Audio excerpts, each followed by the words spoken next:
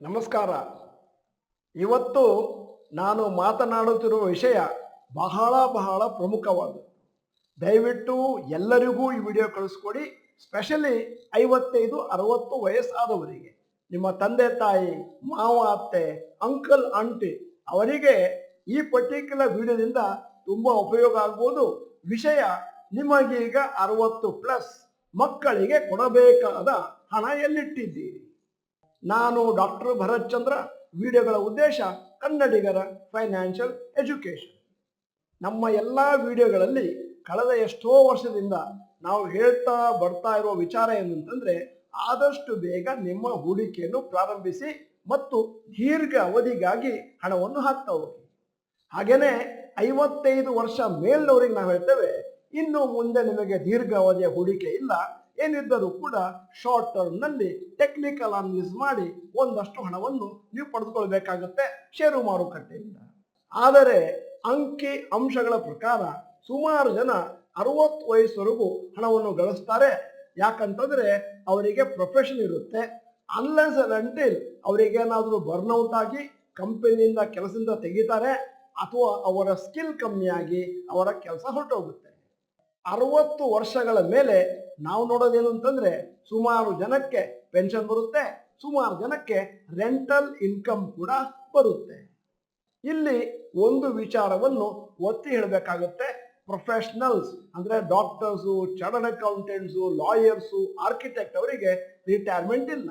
ಎಲ್ಲಿವರೆಗೆ mentally physically fit ಇದ್ದಾರೋ ಅಲ್ಲಿವರೆಗೆ ಅವರು ತಮ್ಮ ಕೆಲಸವನ್ನು ಮುಂದುವರಿಸ್ಕೊಂಡು ಹೋಗ್ಬೋದು. ತಿಂಗಳು ಒಂದಷ್ಟು ಹಣವನ್ನು ಪಡೆಯಬಹುದು. ಆದ್ದರಿಂದ ಅವರಿಗೆ ಅಂತ ಹೇಳಿಕೊಳ್ಳುವಂತ ತೊಂದರೆ ಆಗದೇ ಇರಬಹುದು.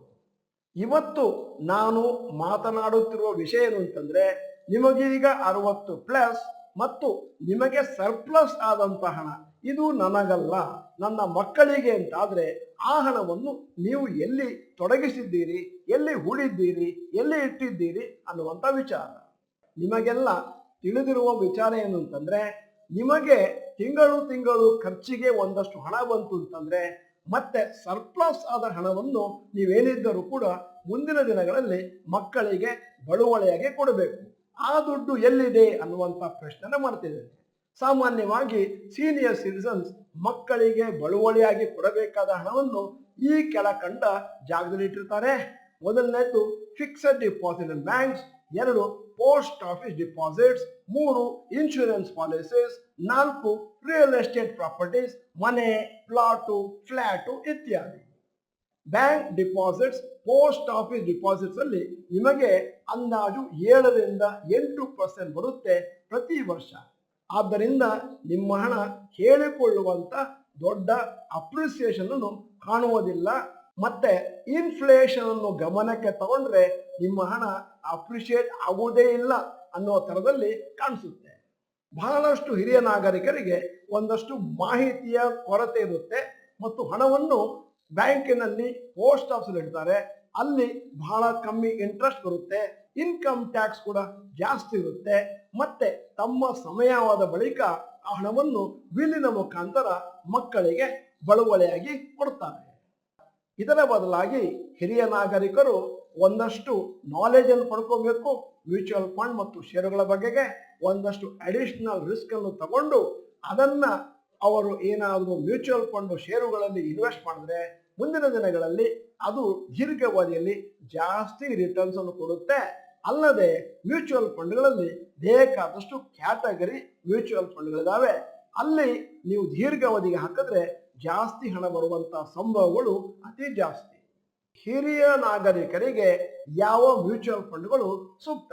Gift to children and grandchildren ಇದ್ರೆ ಅದನ್ನ ಹೈಬ್ರಿಡ್ ಅಥವಾ equity mutual funds of all kinds ಅಂತ ಯಾಕೆ ಹೇಳ್ತೀನಿ ಅಂತಂದ್ರೆ, equity large cap fund, equity mid cap fund, equity small cap fund, ಹಲವಾರು ವೆರೈಟಿಗಳಿದಾವೆ.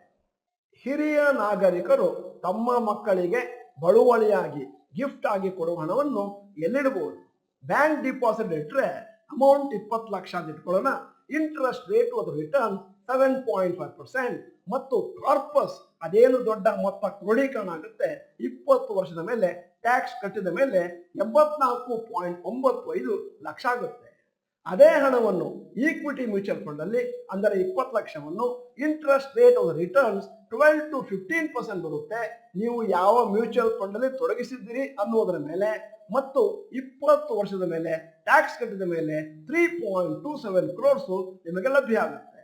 ಇಲ್ಲಿ ಇನ್ನೂ ಒಂದು ಇಂಟ್ರೆಸ್ಟಿಂಗ್ ವಿಚಾರವನ್ನು ಎಲ್ಲರೂ ಗಮನದಲ್ಲಿ ಇಟ್ಕೊಳ್ಬೇಕು. ನೀವು ಬ್ಯಾಂಕಿನಲ್ಲಿ ಪೋಸ್ಟ್ ಆಫೀಸ್ ನಲ್ಲಿ ಹಣವನ್ನು ಹಾಕಿದಾಗ ಅಲ್ಲಿಂದ ನೀವು ವಿಡ್ರಾ ಮಾಡದೇ ಇದ್ರೂ ಕೂಡ ವರ್ಷಕ್ಕೆ ಇಷ್ಟು ಇಂಟ್ರೆಸ್ಟ್ ಬಂದಿದೆ ಅಂತ ಲೆಕ್ಕ ಹಾಕೊಂಡು ಅದಕ್ಕೆ ಆಟೋಮೆಟಿಕ್ ಆಗಿ ಆದಾಯ ತೆರಿಗೆಯನ್ನು ಕಟ್ಟಿಸ್ಕೊಳ್ತಾರೆ.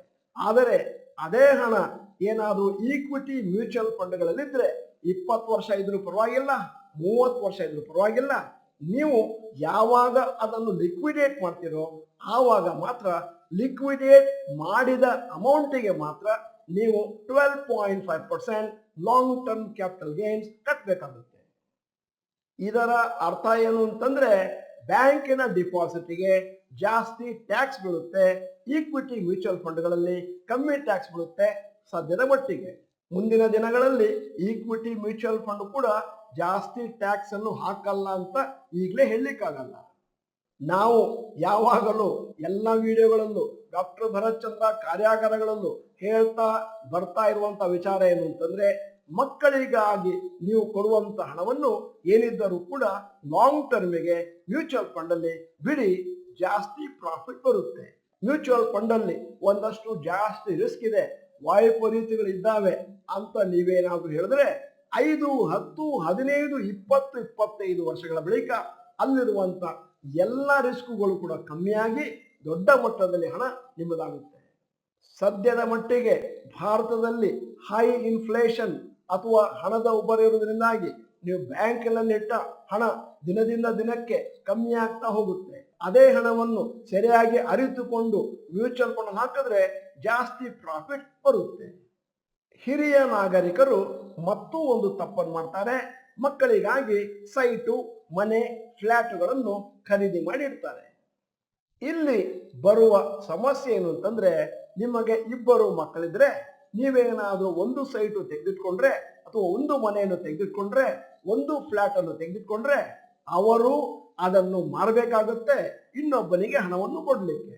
ಆವಾಗ ಅದಕ್ಕೆ ರೇಟು ಕಮ್ಮಿ ಸಿಗ್ಬೋದು, ಮತ್ತೆ ಮಾರಲಿಕ್ಕೆ ಬಹಳಷ್ಟು ಸಮಯವೂ ಹಿಡಿಯಬಹುದು.